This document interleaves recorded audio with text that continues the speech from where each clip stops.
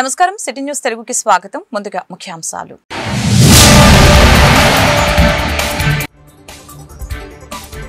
గ్రామాల్లో 3 సెంట్లు, పట్టణాల్లో 2 సెంట్లు పేదలకు ఇళ్ల స్థలాలు ఇచ్చి ఇల్లు నిర్మించిస్తాం. అసెంబ్లీలో సీఎం చంద్రబాబు ప్రకటన.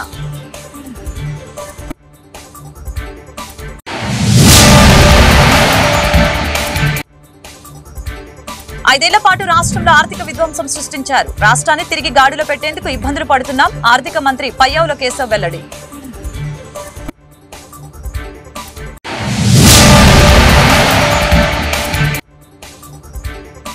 వచ్చే విద్యా సంవత్సరం ప్రారంభ సమయానికి డిఎస్సి ప్రక్రియను పూర్తి చేస్తాం. అభ్యర్థుల వయో పరిమితిని పెంచేందుకు చర్యలు చేపడుతున్నాం. మంత్రి నారా లోకేష్ వెల్లడి.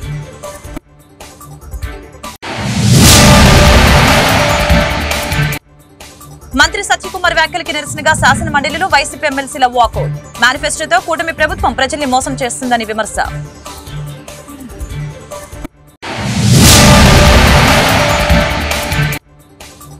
నంబూరు వివిఐటి కళాశాలలో అట్టహాసంగా ప్రారంభమైన బాలోత్సవ వేడుకలు. వివిధ అంశాలలో ప్రతిభను చాటిన విద్యార్థులు అభినందించిన ప్రముఖులు. పేదలకు గ్రామాల్లో 3 సెంట్లు, పట్టణాల్లో 2 సెంట్ల భూమి ఇచ్చి ఇల్లు కట్టించిస్తామని సీఎం చంద్రబాబు తెలిపారు. డిసెంబర్లో 1,00,000 ఇళ్లలో గృహ ప్రవేశాలు చేసేలా కార్యాచరణ చేస్తున్నట్లు తెలియజేశారు. నక్కపల్లి, కొప్పర్తి తదితర పారిశ్రామిక జోన్లకి 10,000 కోట్లతో అభివృద్ధి పనులు చేపట్టామని ముఖ్యమంత్రి ఈ సందర్భంగా తెలియజేశారు. ప్రతి వ్యవస్థని ఇప్పుడు గాడిలో పెడుతున్నామని అన్నారు. మొత్తం బడ్జెట్ 2.94 లక్షల కోట్లు. గతేడాది కంటే ఎక్కువ. ఇబ్బందికరమైన పరిస్థితిలో ఒక మంచి బడ్జెట్ ను తీసుకొని రాగలిగాం. ఒక మంచి ప్రభుత్వం వలన ప్రజల జీవితాలు ఎలా మారతాయనేది ఆలోచించాలి అని చంద్రబాబు తెలిపారు. ఈ రాష్ట్రంలో విభజన వల్ల జరిగిన నష్టానికంటే ఈ 5 సంవత్సరాలు నష్టం ఎక్కువ జరిగింది. విధ్వంసం, అరాచక, అసమర్థ చీకటి పాలనలో రాష్ట్రం 30 సంవత్సరాలు వెనక్కిళ్లిపోయే పరిస్థితికి వచ్చింది. చాలా మంది నన్ను అడిగారు, చాలా మంది మాట్లాడేటప్పుడు చెప్పారు, మీరు ఈ రోజు మాట్లాడుతున్నారు అపోజిషన్ లో మీటింగుల్లో 10 లక్షల కోట్ల అప్పు ఉన్నాయి, మీరు ఏ విధంగా చేయగలుగుతారన్న అంటే నేను ఒకటే చెప్పాను, దిశ ఏ విధంగా చేయగలుగుతారని మీరు అంటున్నారు. 40 సంవత్సరాలుగా నేను రాజకీయాల్లో ఉన్నా. అందరికంటే ఎక్కువ సమయం నాకు ముఖ్యమంత్రి ఇచ్చే అవకాశం ఇచ్చారు. ప్రజలు బ్లెస్ చేశారు. ఈ రోజు ప్రజలు కష్టాల్లో ఉంటే నేను పారిపోవడానికి సిద్ధంగా లేను. తిరిగి ఈ రాష్ట్రాన్ని పునర్నిర్మాణం చేయడానికి అడుగడుగు పనిచేస్తాం, కష్టపడి పనిచేస్తాం, సాధిస్తామని ఆ రోజు చెప్పారు. రికార్డులో మీరు చూస్తే నాకు అవగాహన లేక కాదు, 1-2 విధ్వంసాలు కాదు, అరాచకాలు, విధ్వంసం, బ్రాండ్ ఏపీ దెబ్బతిన మొత్తం దెబ్బతినే పరిస్థితికి వచ్చింది. అధికారం అంటే మేము ఒకటి ఆలోచించాం, ఇది ఒక బాధ్యత. అధికారంలో ఉన్న ప్రతిపక్షంలో ఉన్న ఎప్పుడు ప్రజాపక్షంలోనే పనిచేశాం, ప్రజల కోసం పనిచేశాం. ఈ రోజు అధికారం ప్రజలకు సేవ చేసే అవకాశంగా తీసుకున్నాం అంటే మళ్ళీ ఈ అధికారాన్ని ఉపయోగించి భవిష్యత్ తరాలకు మంచి భవిష్యత్ అందించే విధానాలకు శ్రీకారం చుడతామని చెప్పి కూడా నేను మీకు తెలియజేస్తున్నా. కానీ ఇవన్నీ మనం ఆలోచిస్తే ఈ రోజు గత ప్రభుత్వం చేసిన విధ్వంసం, దోపిడీ, వినూత్నమైన రీతిలో దోపిడీ చేశారు. నేను ఎప్పుడు కూడా కలలో కూడా ఊహించలా రాజకీయ నాయకులు ఈ విధంగా దోపిడీ చేసి తప్పించుకోగలుగుతారని నా జీవితంలో ఎప్పుడు ఊహించలేదు. అంత దోపిడీ జరిగే పరిస్థితి వచ్చింది. ఎక్కడ చూసినా ఎవరికి దొరికింది వాళ్ళు దోచుకునే పరిస్థితికి వచ్చారు. ఇంకో పక్క కక్ష సాధింపు. వ్యవస్థలన్నీ ఒక తప్పుడు పని చేయాలంటే వ్యవస్థలుంటే ఇమ్మీడియట్ గా బయట వచ్చేస్తాయి. కాబట్టి వ్యవస్థనే నాశనం చేస్తే మనం అందులో ఏం చేసినా మనకి ఏమీ తెలియదనే ఉద్దేశంతో అన్ని వ్యవస్థలు నాశనం, ప్రజాధనాన్ని దుబారా చేసే పరిస్థితికి వచ్చారు. వ్యవస్థల దిశ మొత్తం నిర్వీర్యం అయిపోయాయి. మామూలు 1-2 వ్యవస్థలు కాదు, అన్ని వ్యవస్థలు నిర్వీర్యమైపోయే పరిస్థితి వచ్చింది. 5 ఏళ్ల పాలనలో వాళ్ళు చేసిన తప్పులు, అప్పులు, పాపాలు, నేరాలు. 5 ఏళ్ల పాటు రాష్ట్రంలో ఆర్థిక విధ్వంసం సృష్టించారని మంత్రి పయ్యావుల కేశవ్ అన్నారు. బడ్జెట్ పై ఆయన శాసనసభలో ప్రసంగించడం జరిగింది. కొత్త ప్రభుత్వం పూర్తి స్థాయి బడ్జెట్ ప్రవేశపెట్టేందుకు వీలు లేకుండా చేశారు. గత ప్రభుత్వం చేసిన అప్పుల వలన ఎలా పిలవాలో అర్థం కావట్లేదు. 5 ఏళ్లలో ప్రతి శాఖలోనూ ఆర్థిక అరాచకాలే చోటు చేసుకున్నాయని ఈ సందర్భంగా తెలిపారు. కేంద్ర ప్రభుత్వం సంస్థలని తప్పుదారి పట్టించింది. ఇప్పుడు కూడా అంకెల గారడి చేసి ప్రజల్ని తప్పుదోవ పట్టించేందుకు ప్రయత్నిస్తున్నారని ఆయన వెల్లడించారు. ఇవి కాకుండా జాతీయ రహదారుల అధ్యక్ష 55,000 కోట్ల విలువైన జాతీయ రహదారులని కేవలం 2.5 సంవత్సరాల్లో పూర్తి చేసేలాగా ప్రభుత్వము, కేంద్ర ప్రభుత్వము కలిసి ప్రణాళికలు రచించారు అధ్యక్ష. చంద్రబాబు నాయుడు గారు పర్సనల్ గా ప్రతి రోడ్డు గురించి ఆయన ఫైల్ తీసుకుని నితిన్ గడ్కరీ గారితో మాట్లాడి ప్రతి రోడ్డు మీద వాళ్ళకున్నటువంటి సమస్యల్ని తొలగించి ఈ వేగానికి కారణమయ్యారు అధ్యక్ష.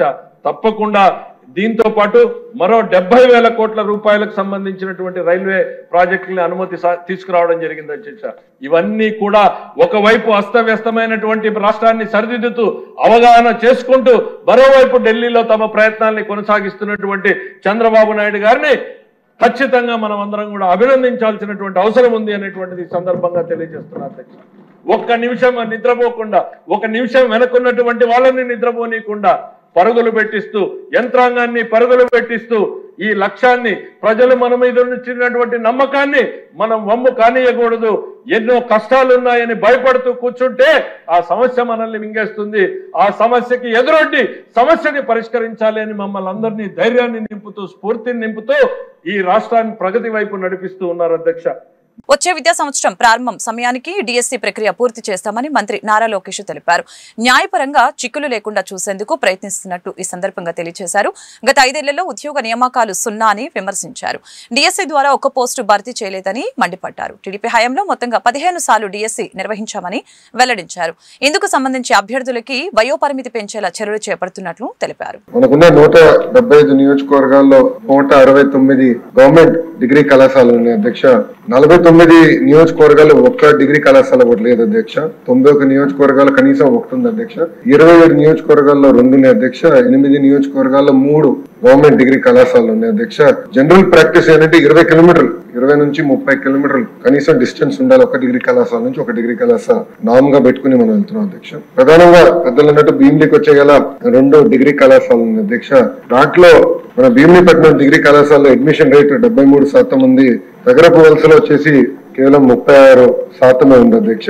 ఇది ప్రధానమైన కన్సర్న్. నేను ఎందుకు చెప్తున్నానంటే అధ్యక్ష, ఇక్కడనే కాదు ఆంధ్ర రాష్ట్ర వ్యాప్తంగా కూడా చూస్తే డిగ్రీ కళాశాలలో అడ్మిషన్స్ రేట్ యావరేజ్ గా 50% కూడా దాటట్లేదు. అదే ఐటీఐలకు వచ్చే గల పెద్ద ఎత్తున ఒక డిమాండ్ అనేది ఉంటుంది, కానీ డిగ్రీకి వచ్చే గల ఆ డిమాండ్ అనేది లేకుండా పోయింది. దానికి మీరు అన్నట్టు భవనాలు లేకపోతే ఒక కారణం, ఇంకో కారణం ఫ్యాకల్టీ లేకపోతాం, 3వది 2 ఉంటే క్వాలిటీ ఆఫ్ మీడియం కరెక్ట్ గా లేకపోతాం. ఇక్కడ ఎవరైతే చదువుకుంటారో వాళ్ళ తర్వాత ఉద్యోగాలు ఉపాధికి వెళ్ళినప్పుడు సరిగా రికగ్నైజ్ కాకపోవడం వల్ల కొంత ఇబ్బందులు అనేది ఎదుర్కొంటం జరుగుతుంది. సో ఇది ఎట్లా ఇండస్ట్రీ ఫోకస్డ్ గా, ఇండస్ట్రీ సెంట్రిక్ గా ఎలా చేయాలనే లక్ష్యంగా మన ప్రభుత్వం పనిచేస్తుందని గౌరవ సభ్యులకు తెలుపుతున్న అధ్యక్ష.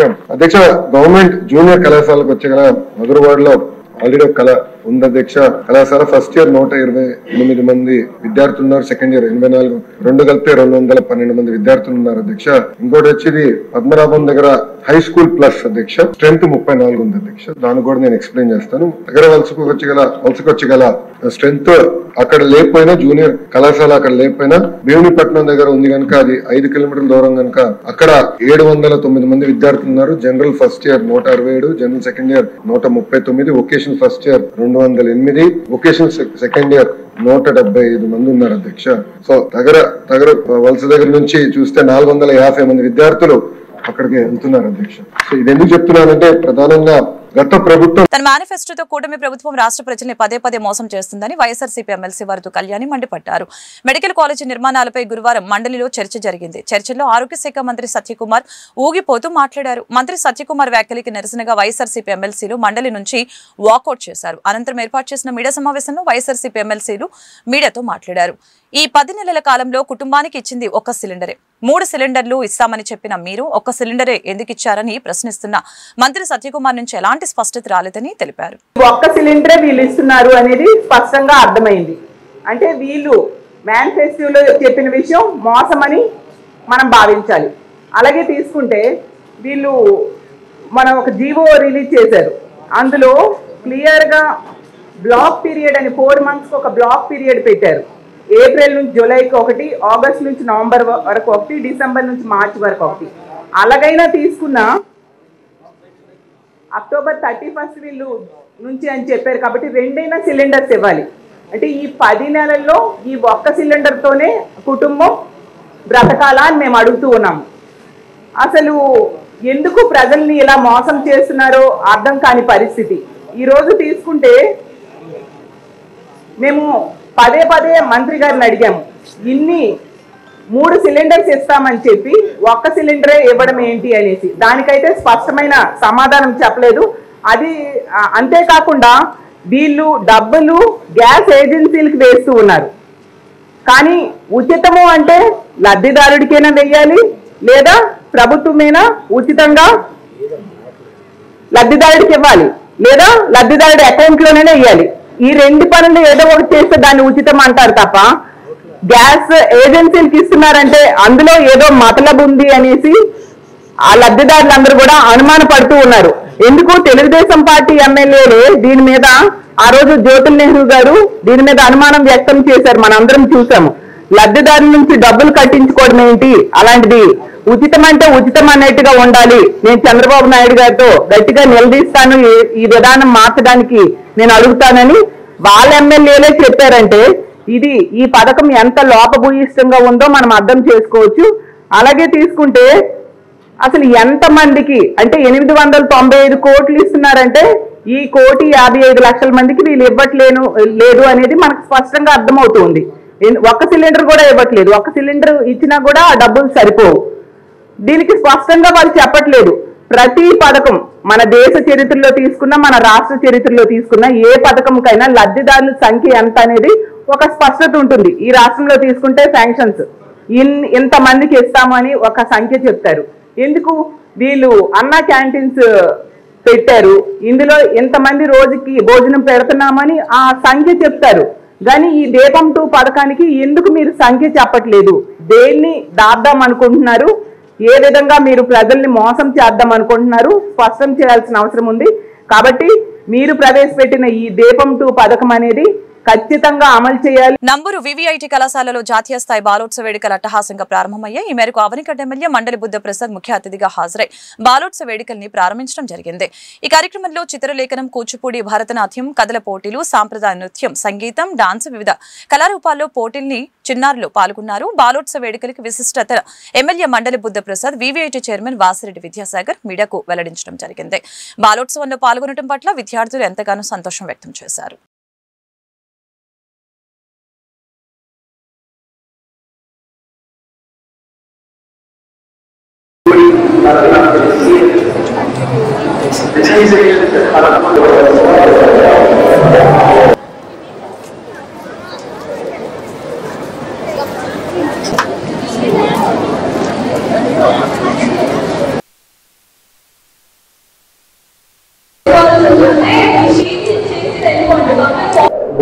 నంబూరులో మహోన్నతమైన కార్యక్రమాన్ని బాలోత్సవ పేరిట ప్రపంచ తెలుగు బాలల పండుగని ఇక్కడ నిర్వహించడం చాలా ఆనందదాయకమైన విషయం. ఎందుకంటే పిల్లల్లో ఉన్న సృజనాత్మక శక్తులను వెలికి తీయాల్సిన అవసరం అంతేనా ఉంది. ఆ ప్రయత్నంలో భాగంగా ఈరోజు ఇక్కడ బాలోత్సవం నిర్వహిస్తే దాదాపు 11,000 మంది పిల్లలు తమ ప్రతిభని నిరూపించుకోవటానికి దేశవ్యాప్తంగా ఇక్కడికి రావటం జరిగింది. వివిధ రంగాల్లో వారికున్న శక్తియుక్తులను ప్రదర్శించే ప్రయత్నంలో వారు రావటం జరిగింది. ఎందుకంటే మన పిల్లల్లో ఉన్న కళలు కానివ్వండి, ఒక రచనా పాఠం కానివ్వండి, వీటిని వెలికి తీయాల్సిన బాధ్యత మనందరి మీద ఉంది, ప్రభుత్వం మీద కూడా ఉంది. అయితే గతంలో ఈ బాలల ఉద్యమాన్ని మన ఆంధ్ర రాష్ట్రం ఏర్పడ్డప్పుడు రేడియో అన్నగా నాగపతిరావు గారు, అక్కయ్య రామేశ్వరం గారు ఆంధ్ర బాలాంశ సంఘం స్థాపించి ఊరు వారు కూడా బాలాంశ సంఘాలు ఏర్పరిచి కొంత ప్రయత్నం చేశారు. ఆ తర్వాత మా నాన్నగారు విద్యామంత్రిగా ఉన్నప్పుడు బాలల అకాడమీ స్థాపించడం, దాని ద్వారా చేయటం, ప్రభుత్వం తరఫున చేయటం జరిగింది. కానీ ఆ తర్వాత ఇవన్నీ కనుమరుగైన తర్వాత వాసిరెడ్డి రమేష్ బాబు గారు కొత్తగూడెంలో బాలోత్సవ పేరిట ఈ ఉత్సవాన్ని నిర్వహించడం ప్రారంభించారు. ఆ తర్వాత మళ్ళా ఇవాళ వివిఐటి తరఫున వాసిరెడ్డి విద్యాసాగర్ గారు ఈ అమరావతి ప్రాంతంలో నంబూరులో కార్యక్రమం నిర్వహించడం సంతోషకరమైన విషయం. ఎందుకంటే పిల్లల్లో చాలా ప్రతిభ ఉంది. ప్రపంచ తెలుగు బాలల పండుగ వివిఐటి బాలోత్సవ 2024 ఎడిషన్ మొదలైంది. మా మెయిన్ ఉద్దేశం ప్రతి సంవత్సరం చెప్తుంది ఏంటంటే ఇంతమంది పిల్లలు ఒక చోట సంతోషంగా చూడటం మాకు చాలా పండగ వాతావరణం లాగా ఉంటుంది. మాకు ఆ కోరికతోటే పిల్లల్ని ఇంతమందిని చోట చేసేది ట్రై చేస్తా ఉన్నాం మేము.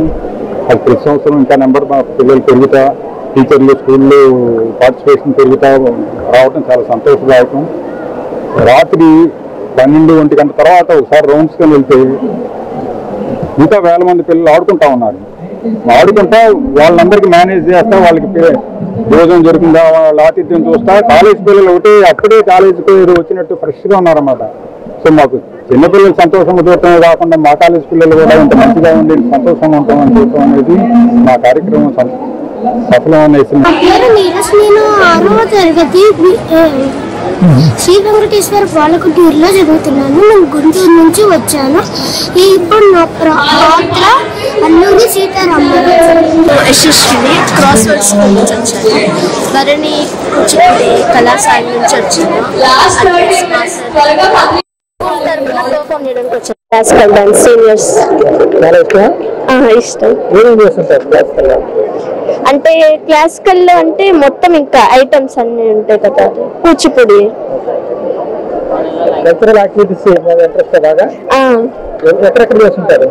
అంటే గుంటూరులో విశాలాంధ్ర పుస్తక మహోత్సవం ప్రారంభమైంది. నగర కమిషనర్ పి శ్రీనివాసులు ముఖ్య అతిథిగా హాజరై పుస్తక ప్రదర్శనని ప్రారంభించడం జరిగింది. ఏఎల్ బిఈడి కళాశాల ఆవరణలో ఏర్పాటు చేసిన కార్యక్రమంలో అర్సం నేతలు పెనుగొండ లక్ష్మీనారాయణ, వల్లూరి శివప్రసాద్, సిపిఐ రాష్ట్ర సహాయ కార్యదర్శి ముప్పాల నాగేశ్వరరావు, జిల్లా కార్యదర్శి చెంగాల అజయ్ కుమార్, నగర కార్యదర్శి మాల్యాద్రి, విశాలాంధ్ర మేనేజర్ శ్రీనివాసు పాల్గొన్నారు.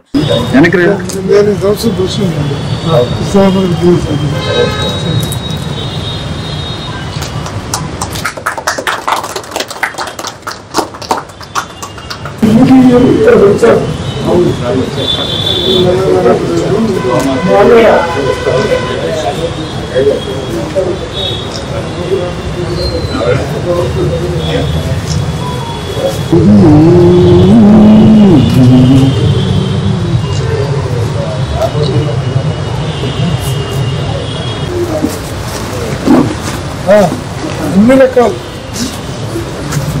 ఈ టైప్ ఆఫ్ సాహిత్యం ఉంటుంది, ఈ టైప్ ఆఫ్ ఉండదు అనేది లేదు.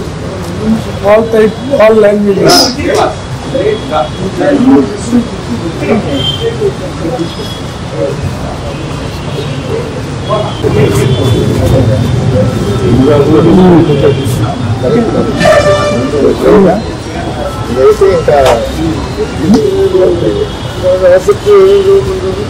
నేను ఉన్నాయి నా దగ్గర చెల్లె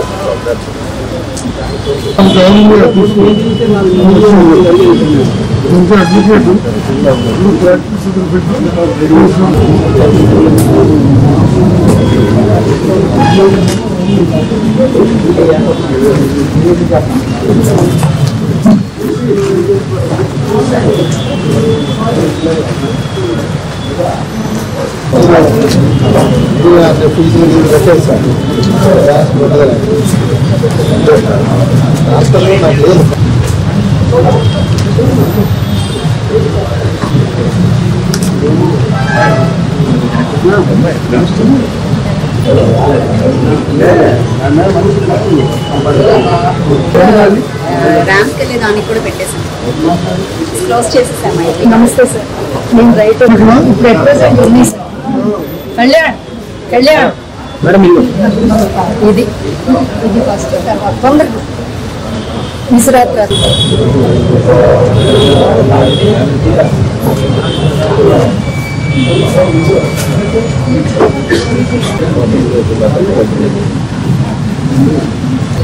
నేడు మన గుంటూరు నగరపాలక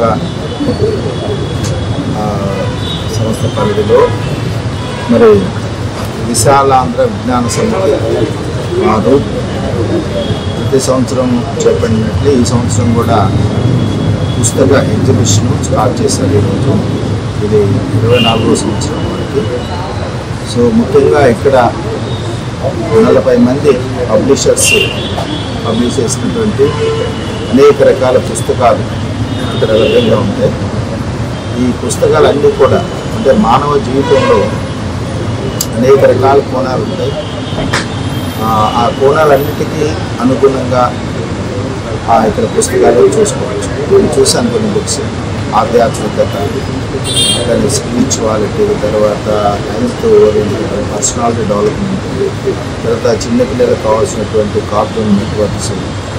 సో ఇట్లా ఎడ్యుకేషన్ రిలేటెడ్, తర్వాత నవల్స్, చిన్న చిన్న స్టోరీస్, కిడ్స్కి కావాల్సిన స్టోరీస్, రకరకాల బుక్స్. అంటే మనిషికి అనేక రకాల టేస్ట్ ఉంటాయి. కొంత రిలాక్స్ కావడానికి పుస్తక పఠనం అనేది కూడా చాలా దోహదపడుతుంది. మనిషి జ్ఞానవంతుడు కావడానికి, హెల్తీగా ఉండటానికి, తర్వాత ఇంకొకరు చెప్పాలన్నా కూడా మనం కొంత నేర్చుకోవాలి. సో అవన్నీ కూడా పుస్తక పఠనం ద్వారా సాధ్యపడతాయి. కాబట్టి విశాలాంధ్ర వాళ్ళని నేను ప్రత్యేకంగా అభినందిస్తున్నాను. ఎందుకంటే ఎవ్రీ ఇయర్ గుంటూరు నగరంలో ఉన్నటువంటి విశాలాంధ్ర విజ్ఞాన సమితి ఇదే రోజు ఉదయం విశాఖలో కూడా అక్కడ నగరపాలక సంస్థ కమిషనర్ చేతుల మీదుగా పుస్తక ప్రదర్శనని ప్రారంభించుకోవడం జరిగింది. అలాగే ఈరోజు మాకెంతో సంతోషం ఏమంటే గత అనుభవాల్లో కానీ వారి ఉద్యోగరీత్యా ఎక్కడ ఉన్నా మంచి పేరు ప్రతిష్టలు, ప్రజోపయోగమైన అనేక కార్యక్రమాలు చేపట్టేటువంటి మన ఐఏఎస్ అధికారి నగర కమిషనర్ పోలీస్ శ్రీనివాసరావు గారి చేతుల మీదుగా మనం ఈ ఎగ్జిబిషన్ ని ప్రారంభించుకున్నాము. ఇది మరి ప్రముఖంగా మన అభ్యుదయ రచయితల విభాగం జాతీయ అధ్యక్షులు లక్ష్మణ్ గారు, అలాగే సిపిఐ జిల్లా కార్యదర్శి అజయ్ కుమార్ గారు, మన బుక్ షాప్ బ్రాంచ్ మేనేజర్. ఈ కార్యక్రమం ఎంత విజయవంతంగా సక్సెస్ చేసిన పెద్దలందరికీ ధన్యవాదాలు తెలియజేస్తూ పేరు పేరున అందరికి చేసిన అందరికీ ధన్యవాదాలు తెలియజేస్తున్నాను. ఫిరంగిపురంలో ఫాదర్ పుదోట ఇన్నయ్య 90వ జయంతి వేడుకలు శిష్య బృందం బత్తుల కోటేశ్వర ఆధ్వర్యంలో శుక్రవారం ఘనంగా నిర్వహించారు. ఈ సందర్భంగా బాలయేసు చర్చి ప్రాంగణంలో ఉన్న ఇన్నయ్య విగ్రహానికి మాజీ మంత్రి డొక్క మాణిక్యవర ప్రసాద్, నల్లపాడు విక్టోరియా ఫార్మసీ కళాశాల కరెస్పాండెంట్ ఫాదర్ బెల్లంకొండ ఇన్నయ్య పలువురు పూలమాలలు వేసి ఘనంగా నివాళులర్పించారు.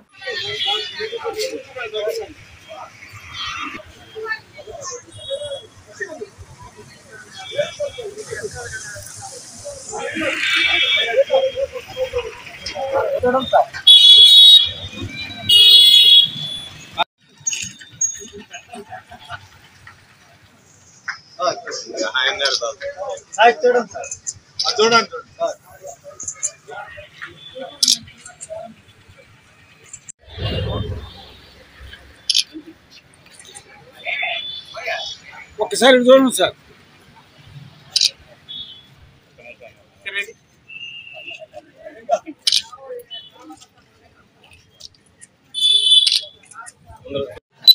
పుదోటి అన్నయ్య గారు డీసీఎల్ అని పిలువబడేటువంటి వారి యొక్క 90వ జన్మదినాన్ని జరుపుకోవడానికి ఇక్కడ ఫిరంగిపురంలో సమావేశమయ్యాం. ఇక్కడ ఫిరంగిపురంలో వారి అన్నయ్య గారు పనిచేసినప్పుడు ఈ ప్రాంతానికి మంచినీళ్లు ఇబ్బందిగా ఉందని చెప్పేసి ఆ రోజుల్లో కోనేరుని ఇక్కడ ఏర్పాటు చేసి ఈ ఫిరంగిపురం ఈ చుట్టుపక్కల గ్రామాలన్నిటికీ కూడా మంచినీళ్ళని కల్పించారు. ఆ తర్వాత కొండ మీద కూడా యాత్రికులు వెళ్ళడానికి ఇబ్బంది పడుతున్నారని చెప్పేసి మెట్లు దోవని ఏర్పాటు చేయడం కానీ, పైకి మంచినీళ్ళు వస్తే ఏర్పాటు చేయడం కానీ చేశారు. ఆయన తన జీవితంలో చాలా మందికి సేవ చేశాడు. సమాజం అంటే ఆయనకి గౌరవం. అందుకనే సమాజ సేవ, దైవ సేవ రెండింటినీ కూడా సమాంతరంగా తీసుకొని వెళ్ళినటువంటి ఒక గొప్ప వ్యక్తి. అందుకని ఆయన్ని మన మధ్య లేకపోయినా కానీ ఆయన గుర్తు చేసుకోవడానికి అని చెప్పేసి ఇక్కడ ఈ ఏర్పాటు చేసి ఇక్కడ అందరం రావడం జరిగింది. ఆయన ఇక్కడే కాకుండా ఆయన పనిచేసిన చోట్ల అన్ని చోట్ల కూడా మంచి కార్యక్రమాలు, అనేక సమస్యలతో పాటు కూడా ఆయనకి సంబంధాలు, సత్సంబంధాలు, మన గవర్నమెంట్తో కూడా ఆయన సంబంధాలుండి అనేకమైనటువంటి పనులు చేయడానికి జిల్లా పరిషత్ చైర్మన్ గారితో కానీ, రాజకీయవేత్తలతో కానీ ఆయన సంబంధాలని ఏర్పరచుకొని అనేక మందికి సేవ చేయడం జరిగింది. ఆయన ఎప్పుడు కూడా మనం